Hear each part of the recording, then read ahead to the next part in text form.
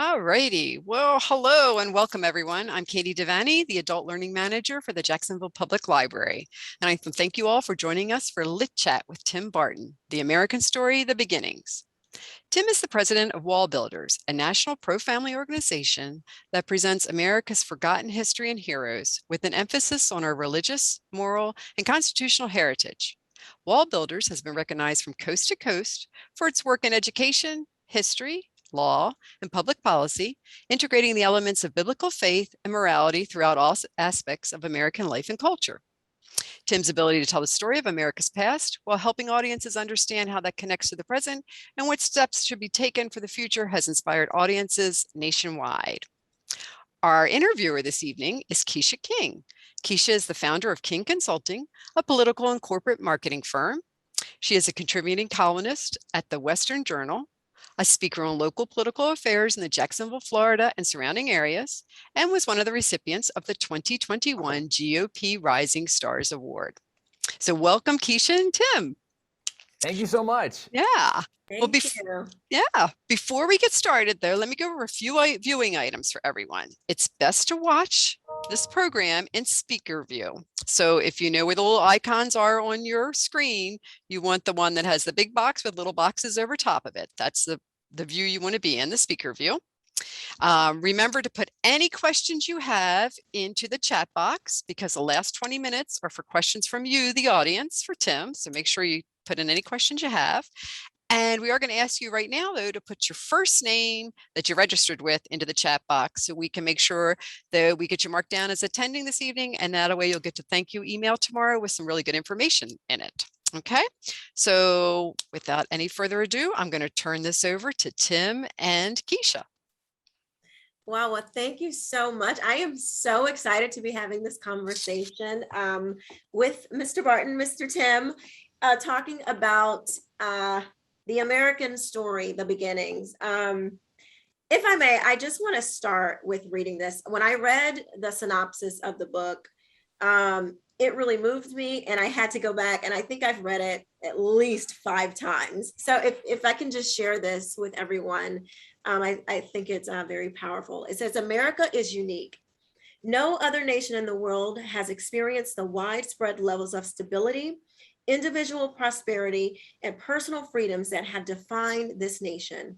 What made us different from other nations? Was it the people, the principles, or the blessing of God? It was all 3. And they caused America to become the most exceptional nation in the history of the world. Our past is filled with captivating accounts of the brave and the cowardly, of heroes and villains, of atrocities and corruption and greed, as well as self-sacrifice, honor and redemption. America is not perfect, yet we have a compelling story of those seeking religious and civil freedom, escaping oppression, pursuing opportunity, and often joining hands to achieve common goals. The American story highlights this cooperation and presents some of the interesting moments and people that reveals God's providence in America. We have a fascinating history that must be remembered. That was such a well put together synopsis of America to me. It was very moving for me. So my first question would be, what was the inspiration first behind the synopsis itself to put those powerful words together and the book as a whole? Yeah, well, first of all, Keisha, it's so great to be with you. I'm also grateful to the library for giving us the opportunity to have this conversation. As we look at the book, The American Story, my dad and I for years have done a lot with American history. And specifically, our organization, we have more than 100,000 documents and artifacts from before 1812, original documents and artifacts from the founding fathers. So we actually have handwritten letters from George Washington and Thomas Jefferson and John Adams and Benjamin Franklin and Sam Adams and John Hancock and these significant founding fathers.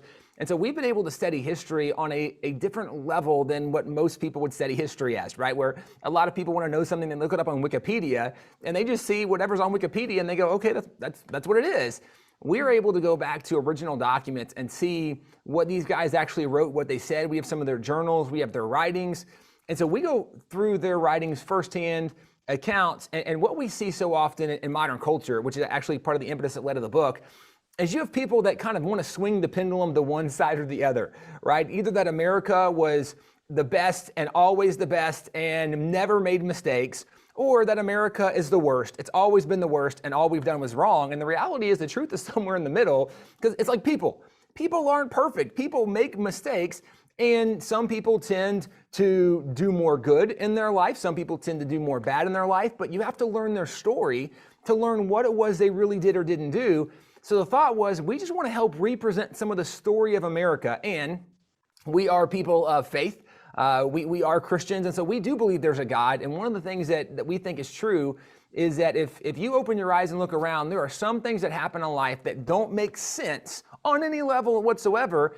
And the only explanation is if you believe there's a God, you go, some of these things definitely look like God moments. And so we tell the stories about moments from the Pilgrims or moments in the American Revolution, moments going forward through American history where things happen that don't make any sense unless you understand there's a God and God showed up. And actually, this is where we go back to those firsthand accounts. And we'll actually have quotes from George Washington or James Madison where they talked about this was so far beyond us, and they say to us, it was very clearly the finger of providence or the finger of God helping us. And so that's part of what we just wanted to help tell the story from eyewitnesses who were there, and we tell it in a narrative form. So it's not just learning names and dates and places, it's actually telling the story using their own words in many situations as much as possible, but helping people to recognize that America certainly is not a perfect nation, but America is one of the most special nations in context of any nation in the history of the world.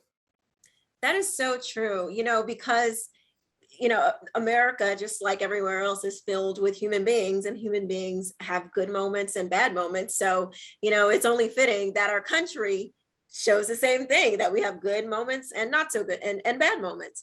And, but it's those moments that it's particularly in American history, we have those moments that took us to certain different heights beyond, what I think probably even the founding fathers would have imagined. One thing that in the book that certainly was very revealing to me was when I think it was Thomas Jefferson, when he had you guys were able to lift the copy of when he was when they were coming together to talk about all men being created equal. Yeah.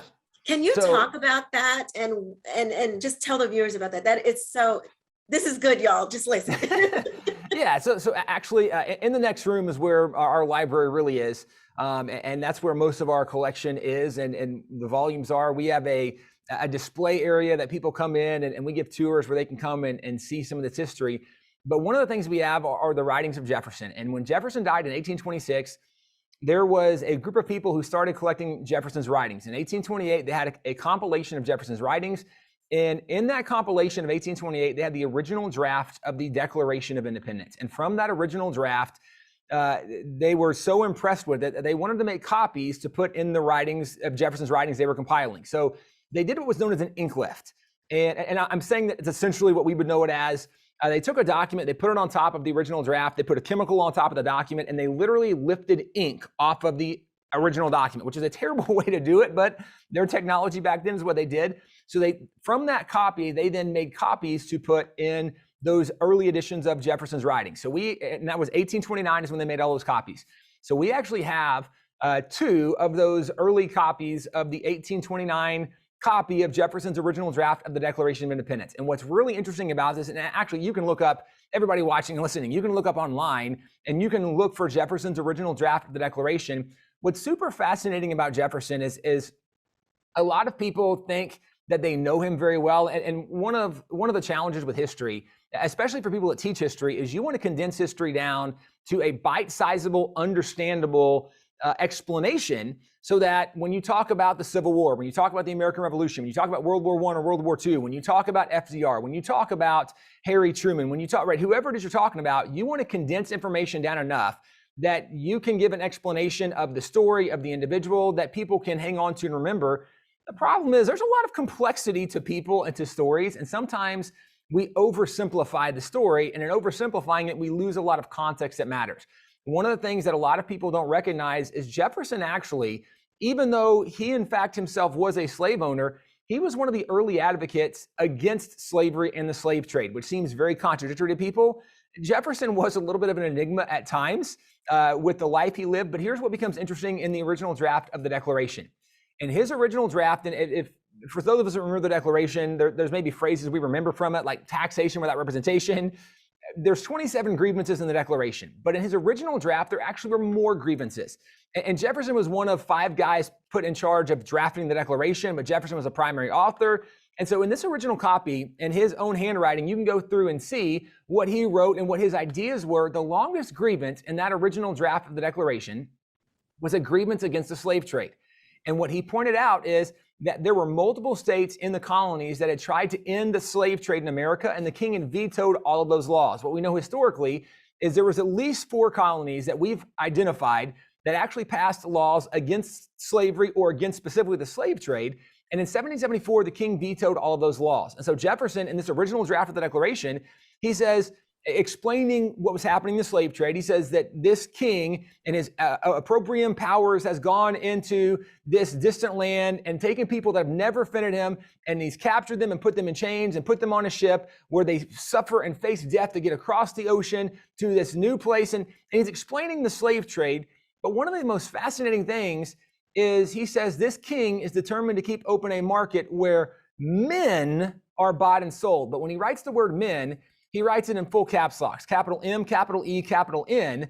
And why that's significant is so often people look at the Declaration today, and when Jefferson wrote that we hold these truths to be self-evident, that all men are created equal, there's a lot of people that think, well, Jefferson was only fighting for equality for white people, not for black people. But if you read his original draft of the Declaration, he actually clarified who men were, and he wrote in all caps, caps lock, capital M-E-N, that men were people who had been enslaved in the slave trade, and they were brought to America to be sold into slavery.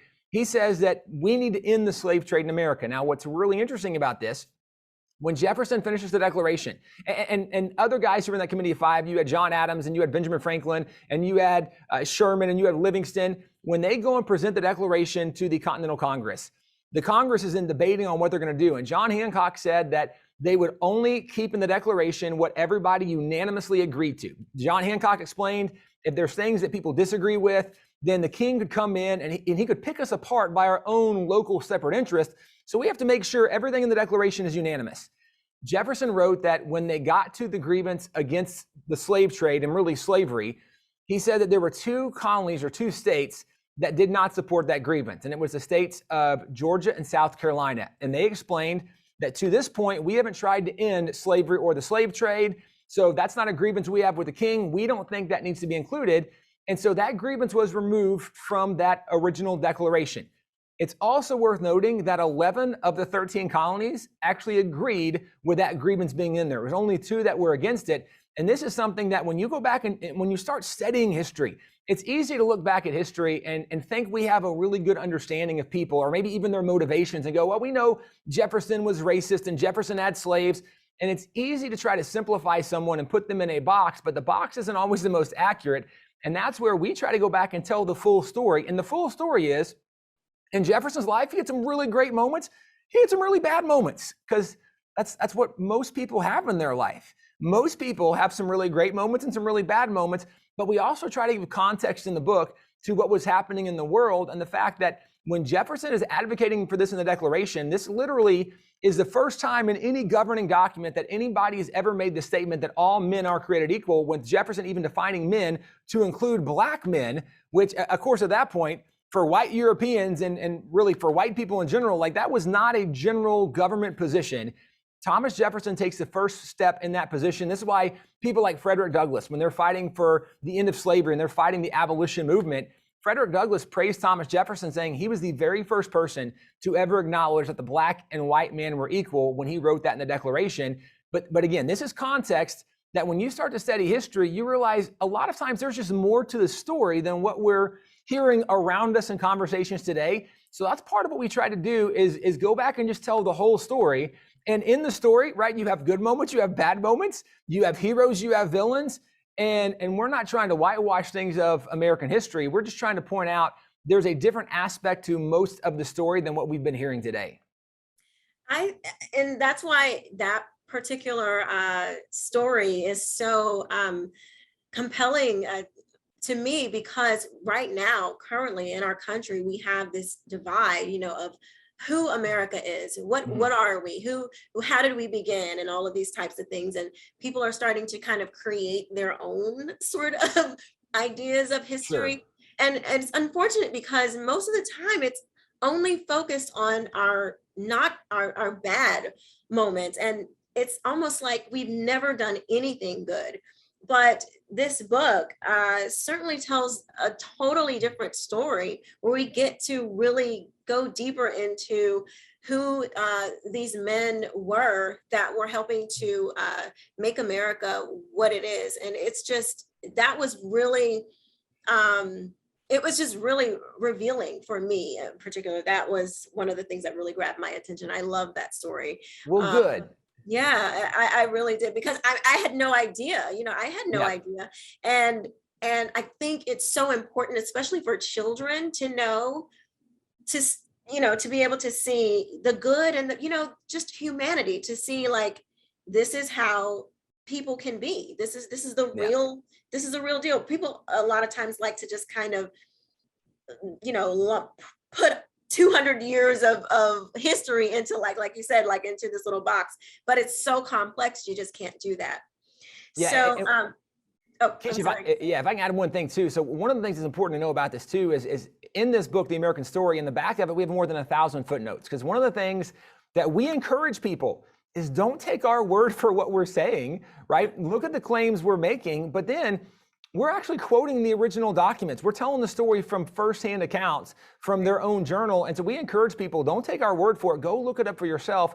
Because one of the things that is a major challenge for us today is people are so influenced by social media. They're so influenced, right, by whatever somebody tweeted or whatever the last thing was they saw on TV, instead of recognizing, no, like there are things that are fundamentally true, and especially historically, there are things that you can know objectively on some level historically. And of course, this is why it's even fun talking about this at a library, because, well, how do you find this information? Well, go back and read some books, right? There's a lot of really good resources to help find this information. And so we would encourage people, we live in a time in America where we see a lot of people that are more concerned with their side winning than the truth of the situation of what happened, right? And so when we try to tell the story in this book, The American Story, what we wanted to do was, we didn't want to promote an agenda of a political side. We just wanted to say, guys, here's part of the story that is important to know just in the context of what's happening. And we encourage people, again, don't take our word for it. Go look it up for yourself, because one of the things that we know also to be fundamentally true is the truth is not scared of being questioned, right? Because you know what's true. And I know if you go look it up, you're going to see the same thing we found.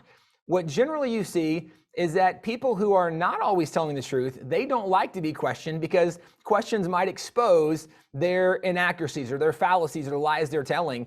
And so we'd encourage people, go look this up for yourself. Don't take our word for it, right? Don't even take the word of some professor or some news correspondent or, right, whoever wrote the last article on Wikipedia. Go do research, go pursue truth. And truth is knowable and discoverable when it comes to American history. We just have to put in some work to find that truth. Very true. Speaking of truth, there are so many references to God's providence in this book. And at the very opening, you guys come out swinging with this idea of a golden thread. And so it says, a golden thread refers to a connecting ribbon or filament interlaced throughout a valuable tapestry. That golden thread is not necessarily prominent. It does not always command immediate attention. However, if searched for, it becomes evident. Running throughout the entirety of a fabric, it not only helps hold it together, but also greatly increases its beauty, uniqueness, and worth. The golden thread in American history is the superintending province of Almighty God. It includes both his interventions that are recognized by men and women, as well as those that are not. And without them, America would not have become the nation she has. I come across people when I say America was built on Judeo-Christian values, and they kind of roll their eyes because of the bad things about, that are included in our history. So when you talk about this golden thread, can you just explain to people how you can have, yes, a golden thread of God's providence, but you can also have bad things that happen. Yeah, and I appreciate the way you're phrasing the question, because when we talk about a golden thread and God being involved, it doesn't mean that everybody in American history then has done good things and done the right thing, because of course that's not true. It's one of the modern fallacies we have, is that if someone made mistakes, then they need to be canceled because they're an imperfect person. But the reality is everybody's an imperfect person. And so one of the things we point out in the book is that when we study history, our expectation is that we will visibly see the imperfections of individuals, because that's our expectation, that nobody's perfect. So we're never surprised by somebody's imperfect moments. Our expectation is to find imperfect moments. What is more surprising, historically speaking, is when you see people rise above their weaknesses, rise above their imperfections, and do things so far beyond what anybody else in that era, culture, or time was doing. And this is where we can identify God's providence in a lot of ways. And it's also worth noting, if you go back and read the founders' writings, for example, the founders were very open about the fact that they were reliant on God's providence. They saw God's providence. If you look at just George Washington has hundreds of thousands of letters. But if you condense those letters down to the letters he wrote during the American Revolution, just during the time of the American Revolution, George Washington talked about God's providence 250 times, where he said at times that they would not have won battles without God's providence. He said, we've seen the finger of God. He said, anyone that lacks faith, and he wrote this letter to General Thomas Nelson, who was a signer of the Declaration. It happened in 1778 is when he wrote this letter. He said, anyone that lacks faith in what we're seeing, because he was talking about all the battles they were starting to win, the skirmishes they were winning, and it didn't make sense. They should be defeating the most powerful military in the world. And some of the ways that they were winning these battles didn't make sense either. He said, the hand of providence has been so conspicuous in all this that he must be worse than an infidel that lacks faith, or more than wicked that has not gratitude enough to acknowledge his, and it's capitalized his, but meaning God's, divine providence. Washington was very clear that there were many moments, and again, 250 times in his letters just during the Revolution, he talks about this, that they talked about where they were very aware that God showed up and helped them. And this is something we even point out in the book. It shouldn't be a surprise that they talk about God's providence, because one of the things that happened very frequently was every single year, the early colonies, and actually even the Continental Congress during the Revolution, every single year they would do a prayer and fasting proclamation asking for God's help in what they were doing. Every single fall, they would have a prayer and thanksgiving proclamation thanking God for his help. We actually own more than 800 original prayer proclamations from early America. By 1815, there were more than 1,400 government prayer proclamations that came from presidents, that came from governors, or from the Continental Congress. And so you're talking about people who very openly were praying and asking for God to help. And then in their writings, they're so open about God's providence helping them.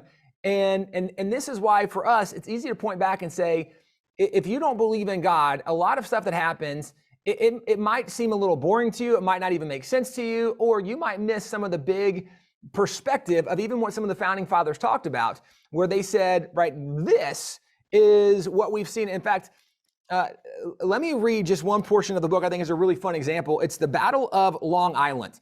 And this is on page 182 of the book, if anybody cares and wants to see it.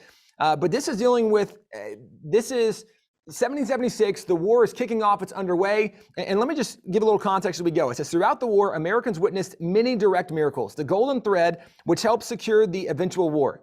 In August 1776, fighting erupted on the western end of Long Island, New York. British General Howe and his army of 32,000 men inflicted heavy losses on the 8,000 American troops. At Brooklyn Heights, Howe prepared to destroy the remaining Americans, possibly ending the war only a month after independence had been declared. The British Army backed Washington's heavily outnumbered troops up against the East River and created a semicircle around them, fully entrapping them. Washington realized that to stand and fight against such odds would mean defeat and the end of the war, but to surrender was unthinkable. However, despite his superior position and numbers, General Howe delayed his assault for 2 days. Had he struck immediately, victory would have been almost certain, and the quest for independence ended. Washington, with all land routes blocked by the British, decided to retreat across the nearly mile-wide river behind him. He issued orders for every rowboat, sailboat, and seagoing vessel in the area to be quietly collected and used for an escape. But unknown to him, the British were planning to close that route by sailing their ships up to block the river in his retreat. As Washington's men gathered the small craft, a strong storm entered the region. Heavy rain fell and fierce winds blew, preventing the British ships from taking up their position. By evening, the Americans had collected a fleet of small boats and began loading and departing on stormy waters. But the waves were so turbulent that the boats could only be partially loaded. However, at 11 o'clock that evening, when it was too dark for the British ships to advance up the river from the raging winds that finally calmed, a gentle breeze then began to blow from the south and southwest, which favored the Americans, allowing them to fully load the rest of the boats. Washington's men crossed the river all night without being seen or heard, but as the sun began to rise, not all the troops had been evacuated. The British would see what they were doing, and death or capture for the remaining Americans would be inevitable. But something completely unexpected happened. American Major Benjamin Talmadge, still with the remaining men, reported, "As the dawn of the next day approached, those of us who remained in the trenches became very anxious for our own safety. And when the dawn appeared, there were several regiments still on duty. At this time, a very dense fog began to rise, and it seemed to settle in a particular manner over both encampments. I recollect this peculiar providential occurrence perfectly well, and so very dense was the atmosphere that I could scarcely discern a man at 6 yards distance. The fog hovered over the area until the last American boats left, carrying the remaining troops to safety. If the story ended there, it would definitely be a miraculous account, but there's still more to the story, yet another extraordinary account. The story goes on, and what we point out is actually that there were a British loyalists who saw what the Americans were doing, and one of the loyalist family members sent one of their servants to go tell the British that Washington and his troops were escaping in the fog. And while the servant was running back to warn the British, there were some German Hessians who were there keeping guard on one of the sides, and they saw this American running, and the German Hessians captured him. And the German Hessians, none of them spoke English, and he started frantically yelling, "I got to get through, I got to go see the general." And they arrested him and held him all night and all morning. Well, when the fog finally lifts, and at this point it's starting to lift, one of the British officers comes along, checking with the Hessians, seeing what they're doing, and the Hessians have this prisoner, and the officer says, "Well, who's this guy?" And they explain, "We don't know." And this British officer spoke both German and English, so went over and talked to this now prisoner of war to the Hessians. And this prisoner of war was a British loyalist, said, "I've been trying to get word to you. Washington and his men are escaping. You've got to go." At this point, this commanding officer goes back, tells the rest of the troops. At this point, British are rushing through the lifting fog. They can see a little bit better now. But as they get to the edge of the shore, all of the Americans are gone, and the fog finally lifts and clears as they see the last boat making it across off the island. And Washington was on the very last boat that gets off. And actually, Washington, many men wrote about the providence of that fog. And this is one of the things we point out with divine providence. No man can control the weather like that. No man can control the fog. But for those of us who are Christians and who believe in God, one of the things we know in the Bible are there are many moments when God controlled the weather and did miracles through the weather. And this is what the founding fathers, by and large, understood. And they acknowledged God's providence in many moments along the way. And even for that story we read, we have multiple footnotes to that story, to those quotes from the guys who were there that day, who talked about God's providence and the fog that rose and how it saved their life, and even the crazy waters behind them, they couldn't get off. And then that night, the waters were calm and they were able to sail. And then the wind came behind them that night.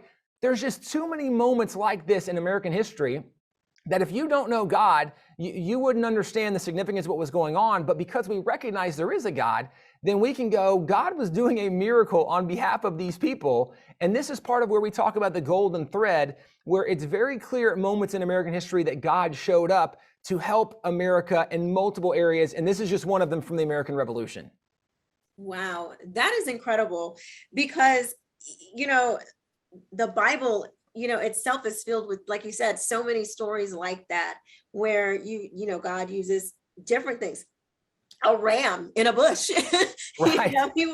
just nature, weather, just different things.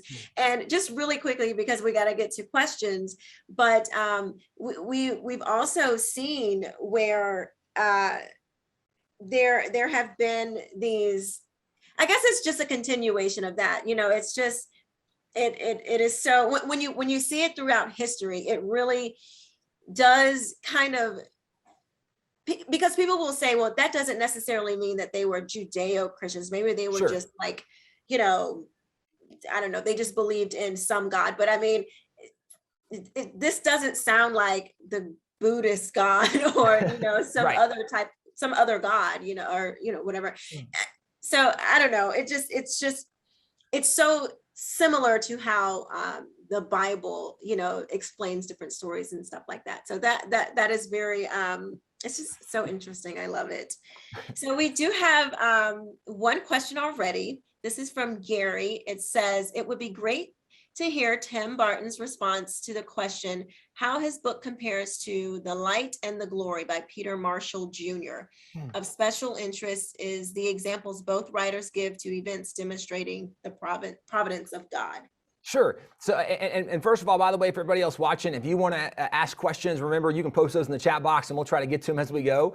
So definitely post questions you have along the way.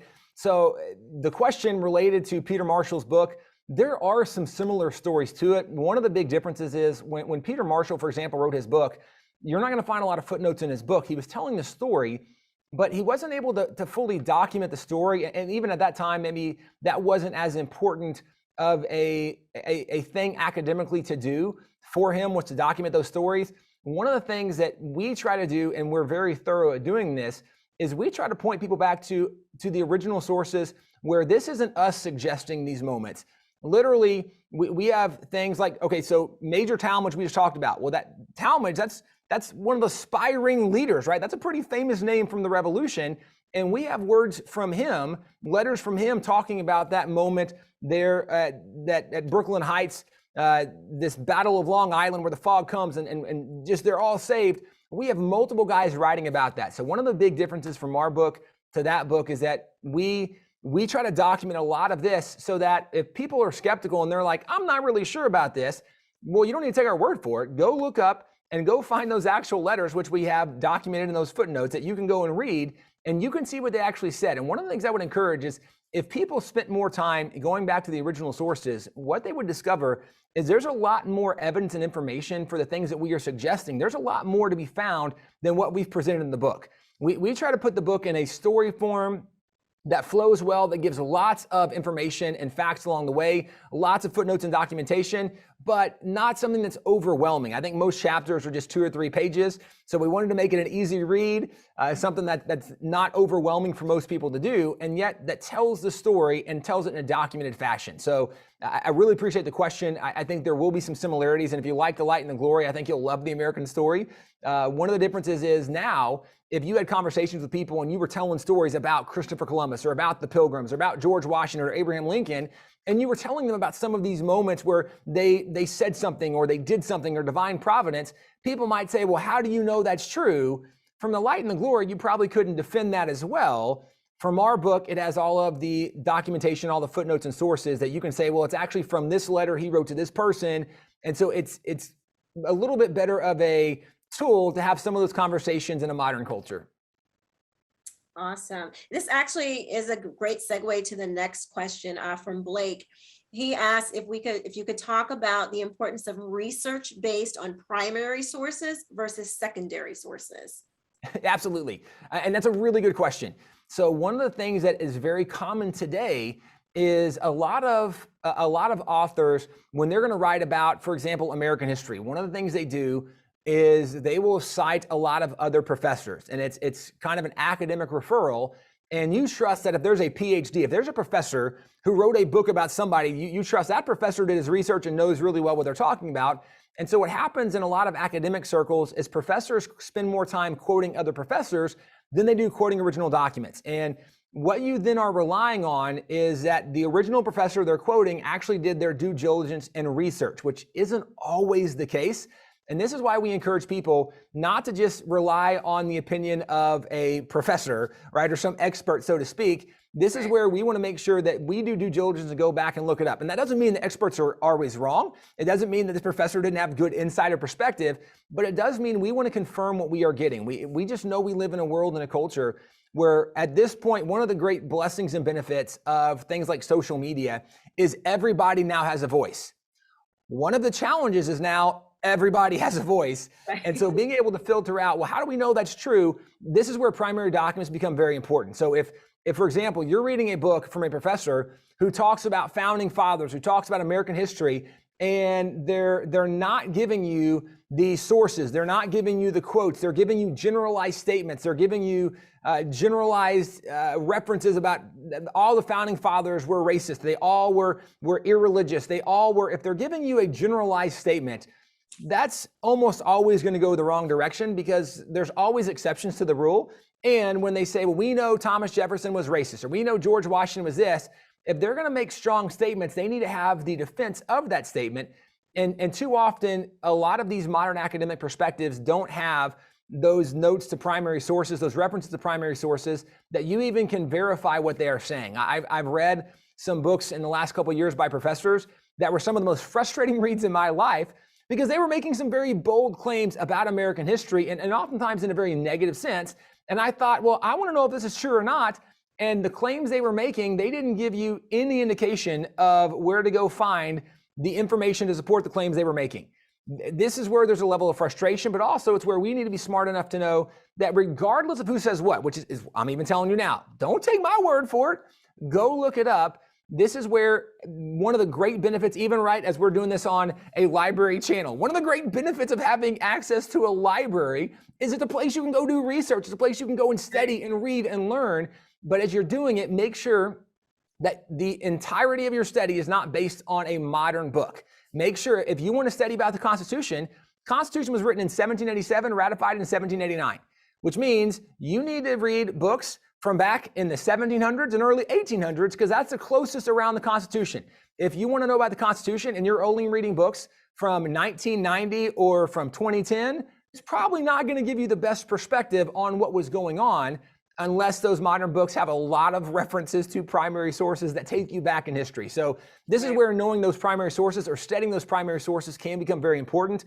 On our website, even at wallbuilders.com, we have a lot of links to a lot of those really good websites that have primary sources. And not to discount the fact, again, we're on a library channel. This library can help you find a lot of those early sources too, where you can go back and find the writings of George Washington or Thomas Jefferson or whoever else, right? You pick a name, you can go back and look for their writings, and then form your opinions after you've studied some of what they actually said and what they wrote and what they did, as opposed to maybe just what some modern person would write about them. Yeah. And, it brings to mind the scripture, study to show thyself approved. So, you have to study, you got to look, you got to dig, you have to have that spirit of curiosity, Yeah. And Keisha, too, this reminds me of like even in the book of Acts, where the Apostle Paul was talking to the Bereans, and the Apostle Paul was telling the Bereans about Jesus, and he's quoting Old Testament books, right, that talk about the prophecy that Jesus came full of prophecy. And what it tells us in Acts 17 is that the Bereans didn't trust Paul, and so they wouldn't believe what he said until they went and looked it up for themselves. Mm-hmm. And the Apostle Paul ends up praising them, saying, you guys are amazing. No one will ever mislead you because you always pursue and find the truth. This is where we just want to make sure in modern culture that we are people that are finding and pursuing truth, that we're not just listening to what somebody says, even if it's someone we love and respect. Like, I mean, I can tell you, I love and respect my pastor, but if my pastor says, we all know the Bible says this, I'm still going to go look up the verse and chapter that he's quoting. I'm not just going to take his word for it, because I want to make sure I am pursuing truth and not just letting somebody else tell me what they think truth is. Absolutely. My spiritual father, who has passed on now, when he was first teaching me of how to study the Bible, he would always say, you have to look at who was speaking, the period of time they were speaking in, the audience that they were speaking to. There are just several things that you have to do to make sure that you even have a full concept of who the author was talking to, and so you can get a full grasp of what was trying to be purveyed at that moment. The next question is, and I think this is from a younger person, so this is fantastic. It says, this is from Jennifer, but her daughter, Victoria, asked, she would like to know, what is the oldest item in your collection? I think that's a wonderful question. So really good question. The oldest item we have a early copy of a Bible from some Coptic Christians. And we only have an estimate of the date. Because of the fact that when Coptic Christians would make translations of the Bible, they didn't always put the date on when they did it.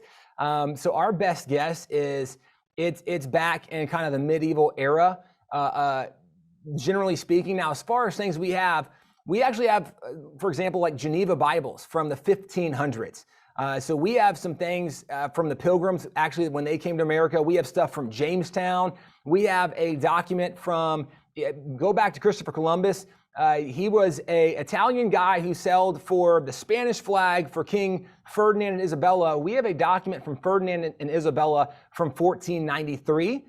So we have a lot of really cool old documents, but again, the oldest document, we don't even know for sure how old it is. We know where it came from. We know generally the lineage of it, but there's a pretty wide gap range, a guess of when that Bible was kind of copied by the Coptic Christians.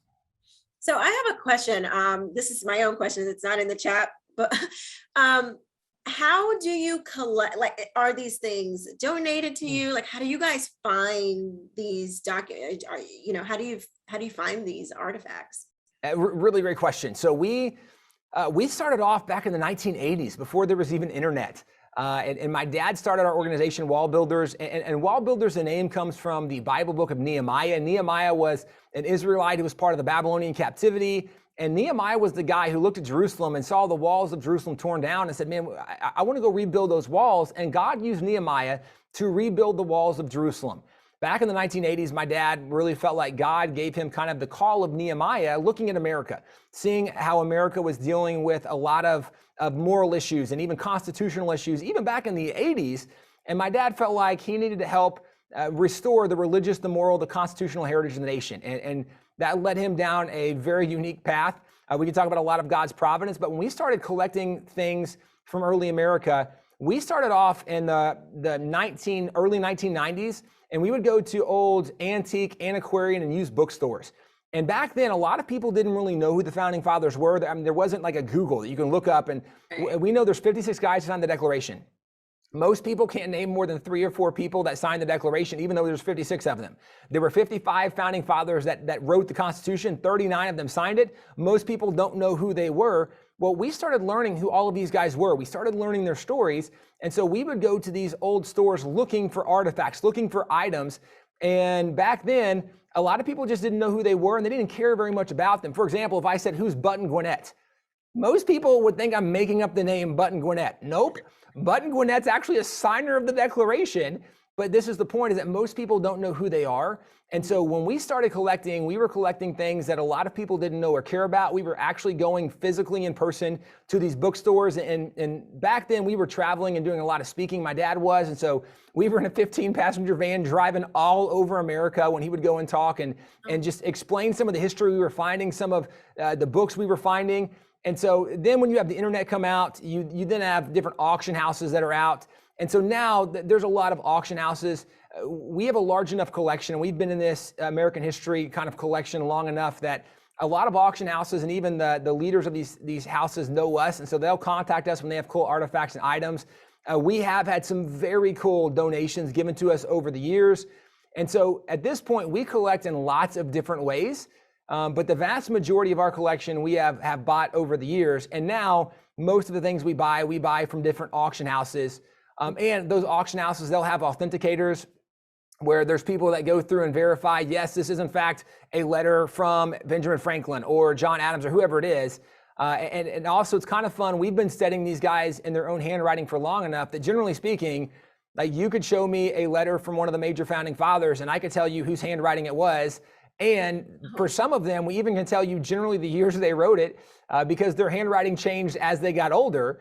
And so anyway, we've just studied this for a long time. And so that's kind of how we've built the collection over the last 30 plus years. You're probably going to find this corny, but one of my favorite movies is National Treasure. My kids hate it because I watch it all the time, but that's what this kind of reminds me of because I love the mystery. I just love that movie. All right, so we have another question. Let's see, we got 15 minutes left. So it's from Jimmy Midionette. I'm sorry, I probably butchered that. But he is asking if you have any thoughts on why Thomas Jefferson created his own version of the Bible. Now, this I'm unfamiliar with, in which he removed the supernatural elements of Christianity and left instead just the morals of Jesus. Jefferson created 2 volumes, one called The Philosophy of Jesus of Nazareth, and the second held by the Smithsonian, The Life and Morals of Jesus. Jesus of Nazareth. Yes. Do you have any thoughts on that? Yeah, so really good question. So there's a lot of assumptions made about what Jefferson did with those. The first one he did when he was president. And actually the titles, the full titles of both of these, if you go up, you actually can look online and find in Jefferson's own handwriting the full titles. The full titles give you a much better explanation about this. The first title, it was an abridgment of the 4 Gospels for the use of Indians in words not beyond their comprehension. And Jefferson explained, if you just give them the Bible, they're going to read things in the Bible that actually wouldn't make sense to them, would be offensive to them. They would discard it because they wouldn't understand what it's talking about. So Jefferson literally went through the 4 Gospels and he put a timeline together of the life of Jesus and took some major events to explain who Jesus was. And Jefferson wrote this abridgment of the 4 Gospels for the use of missionaries to use in working with the Indians. That's the first version. The second version was done in 1820, and it was known as the Life and Moral Teachings of Jesus. This is where a lot of people say, well, Jefferson went through and he cut out everything he didn't believe in the Bible. I would just like to ask, how do we know that's what he did? Now, the reason I want to ask that is because that's what modern professors say. That's not what Jefferson said. And they said, well, we know Jefferson didn't believe in that. I would point out, if you go back, so first of all, when Jefferson dies, nobody even knew that he had done this compilation of the life and moral teachings of Jesus. It was a more or less like a portfolio he put together. He had in this portfolio, he had 4 different translations of the Bible and actually 4 languages. And so he would read every single night the morals of Jesus. And Jefferson was a big philosopher, steady, like Enlightenment kind of guy. And so he did a lot of studying of different philosophers. And he said there's no greater moral teacher than that of Jesus. He said everybody should study the morals of Jesus. If we would study and live according to the morals of Jesus, we would all be better for it. So every single night, and this was in 1820 when he put this together, every single night he would study the moral teachings of Jesus. And a lot of people today say, well, he cut out everything he didn't believe in. Again, let's pause that for a second. When he dies in 1826, nobody even knew about this. They compile his writings, 1828. This wasn't part of the writings that were compiled in 1828 that were then reproduced in 1829. This specific book was given to a family member, and it was kept till the late 1800s. And somebody at the Smithsonian found out about it. And actually, it was I think it was a grandkid who was at that point willing to sell it. And the Smithsonian said, we want to buy it. Smithsonian buys it late 1800s. Going forward, there was a member of Congress, and this is now turn of the century, very late 1800s, kind of early 1900s. There was a congressman who discovers it, and the congressman said, this book's amazing. And this congressman has the idea, he said, you know, it would be great if every single congressman would do what President Jefferson did. If they would study the morals of Jesus, we would actually treat each other better. We would pass better legislation. Our nation would be better if we would just study the life and morals of Jesus. So this congressman was able to petition, and they approved that they printed 9,000 copies of Jefferson's life and moral teachings of Jesus. And then they gave a copy to every single congressman, and from those 9,000 copies, and every single 2 years when you had new congressmen coming in, because that's how long a congressional term is 2 years. Every 2 years when new congressmen came in, they would be given a copy of the life and moral teachings of Jesus. When that book was reprinted, that was the first time it bore the name the Jefferson Bible.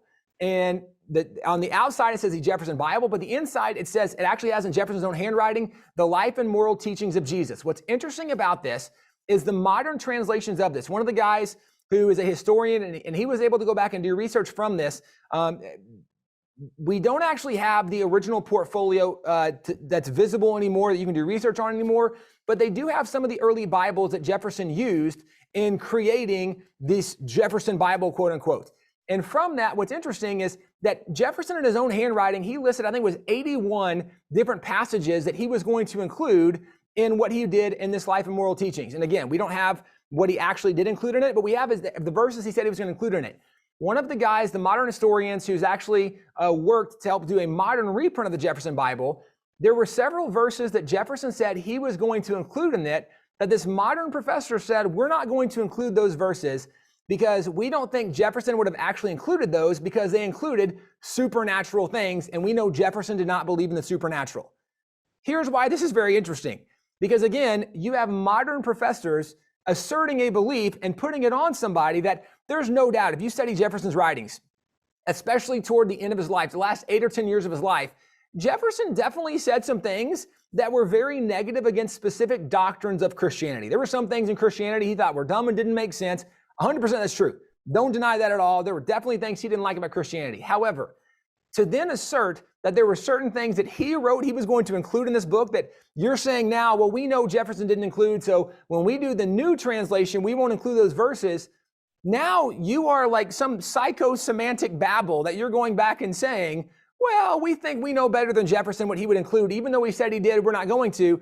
This is where a lot of the modern impression is that Jefferson did not believe in the supernatural. Again, if you go back to some of Jefferson's letters, there were specific doctrines that he questioned. There's no doubt about it. But even what Jefferson did, Jefferson never called it a Bible, and Jefferson didn't work to replace the Bible. Even after Jefferson wrote this, what's known now as the Jefferson Bible, even after he wrote that, we actually have Jefferson's original ledgers where he did all of his accounting, which is super fun. One of the things we know is Thomas Jefferson loved going to the circus because there's multiple places where he put that he spent money at the circus. Like it's kind of fun and bizarre at the same time. He liked ice cream. He liked animals and pets.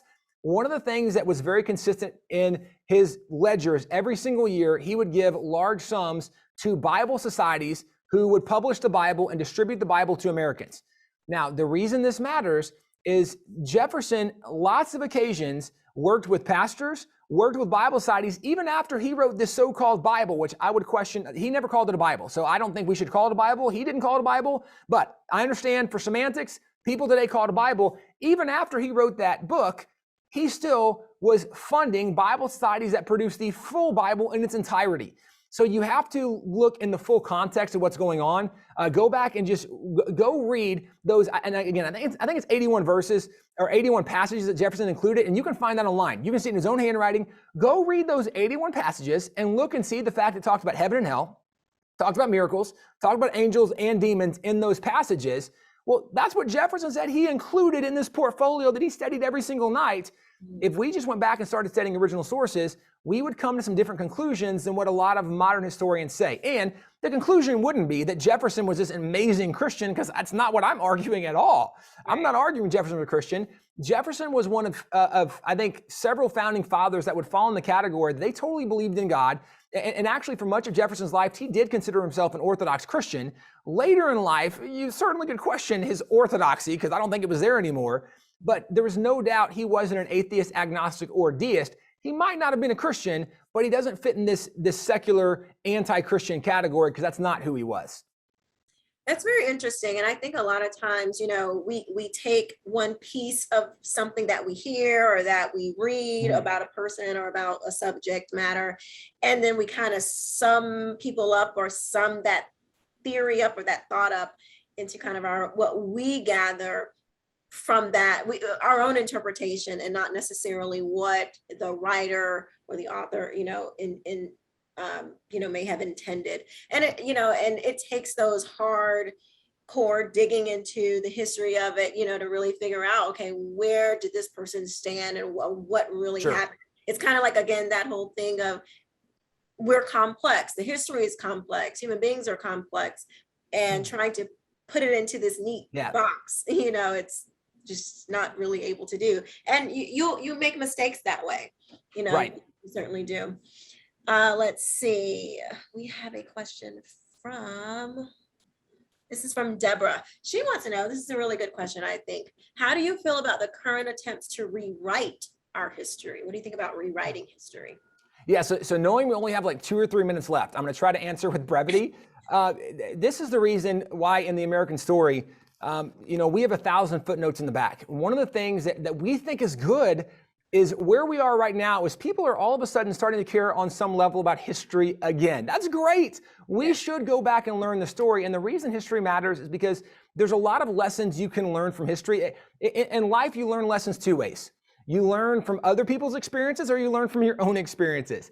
And history helps us learn from other people's experiences, so we don't have to have the same troubles and failures along the way. One of the reasons that people like to highlight certain things of history, or even to skirt certain things of history under the rug and not talk about them, is to promote specific agendas. And I think there's a lot of people in culture today that care much more about their side winning, that care much more about their agenda, whether it be, I think sometimes, and you can look at, there's a Marxist agenda at times, or maybe a socialist or communist agenda. There's a lot of agendas people have, and they look for information that will support their agenda. And sometimes the information they use is not always the most historically accurate, which is again why we say go back and look at the footnotes. And even with that being said, one of the things to remember that's very, very important is if you go back and study history, you will find some very dark, bad, wicked, evil, sinful moments in American history. There's no doubt about it, but that's the story of every single nation. Every single nation in the history of the world has had wicked, evil, sinful, dark moments because every nation has people, and people aren't perfect, and some people actually even pursue those evil, wicked things. What has made America unique is not that we haven't had these problems, but that America has actually overcome those problems faster than almost anywhere else in the world. And again, I'm making a pretty bold statement. I would encourage you, don't take my word for it. Go look it up for yourself, and we actually document it in the American Story. So you can go look in the American Story. You can see a lot of the things we're saying, a lot of the stories that are being told that maybe you haven't heard today. And there are footnotes for every single claim we make to support what we're saying. And we encourage you, don't take our word for it. Go pursue truth for yourself. But the reason today a lot of people are changing the narrative or attempting to change the narrative is to promote their political agenda instead of just being honest about the history of America. Right. Very true. And, that's so sad because it really undermines, all of the great people that work to make America what she is today. No, it's not perfect. It never will be. But certainly there is a reason why we are considered the beacon of the world, the light, there is a reason for that. And I don't like it. I don't like when people, take jabs at America because number one, this is where I live. This is my country. And I do believe this nation is blessed by God, and because I can see God's hand over this nation throughout, its entirety. And just, all of the amazing things, not only that we have done and that we do to help Americans, but that we do to help the entire rest of the globe. Yeah. And for that to be diminished, to only focus on the negative things, it's almost ungrateful to me. That's how it comes off. It's ungrateful. It's I guess that's the best word, Sure, it's an ungratefulness of where you get to live and what you get to, your legacy that you get to be a part of. And I don't know, I just find that really unfortunate that some people are trying to sort of jab at that. And I know we have probably 30 seconds left before we get the boot, but Well, and Keisha, to your point, I think it's perspective. There's no doubt America has a lot of problems right now. We do. Yeah. But there's a reason that people are flooding across the southern border to get here right now, because even with our problems, there's still more opportunity in this nation than virtually anywhere else in the world. Amen. Even with all of our problems, America still does more humanitarian aid than any other nation in the world. We still are the greatest force for good. And it doesn't mean we don't have problems, and we have a lot of problems, and we need to get involved and help fix and solve some of those problems. And this is why you study history, to learn from history so you can improve going forward. Right. With all that being said, you're right. A lot of people don't understand the uniqueness of America. And I'd encourage, if people want to get a better perspective, they should join a church that takes mission trips to third world nations. Go on a mission trip around the world. See how the rest of the world lives. It will give you a new appreciation for America. Or talk to some of these immigrants and see where they've come from. And the ones who recognize that America, again, not perfect at all, but still is one of the best nations in the world to this day for the opportunities it provides, for the good it does. Not perfect, but still one of the greatest forces for good. Absolutely. That's a great place to end. You guys go get this book, The American Story. Exactly. Go ahead, Tim. Oh, I was just saying, Keisha, thanks so much for the interview. It's great spending time with you. And to, I know, the library staff and Katie and Allison, thank you guys so much for letting us be here and have a conversation. Well, thank you for joining us. Thank you, Keisha. Thank you, Tim. This has been absolutely fabulous. And we had, I think, 2 questions that we didn't get to. So I will maybe just get them somehow to you, Tim, if you're able to answer You them, bet. then we could get that back to the folks because we got everybody checked in. I do want to say thank you to all of our guests who came to watch this, and remind you that you'll get a little email from us tomorrow in the mail, thanking you with some more links to a couple of the other books. And if you would also fill out the survey for us, because we do take them to heart and it's how we make our programs better each time. So please take a minute to do that for us. I'll put a little plug in for you too. So yes, they can check the book out from us, but also if they want to get it, I like to tell people if they do use Amazon, maybe use the smile and put it towards the library. And then we get a little bit of, a little something our way too. Perfect. But yeah, so definitely if people want to go in and get their own copy to hang on to and, do like you did, post it all up like we do and write in our books. And then I want to invite everybody for our next Lit Chat, which is on September 14th. It's with Michael Ray Fitzgerald, and he's going to talk about his book, Jacksonville and the History of Southern Rock. So you can, just like you found this one on our website, go on the website, find it, and sign up. And thank you again, Tim. This was absolutely wonderful. Thank you. Best luck with it. Keisha, good luck with everything that you're doing this week. And thank you all for joining us. Have a great night. Thanks. Bye. Bye.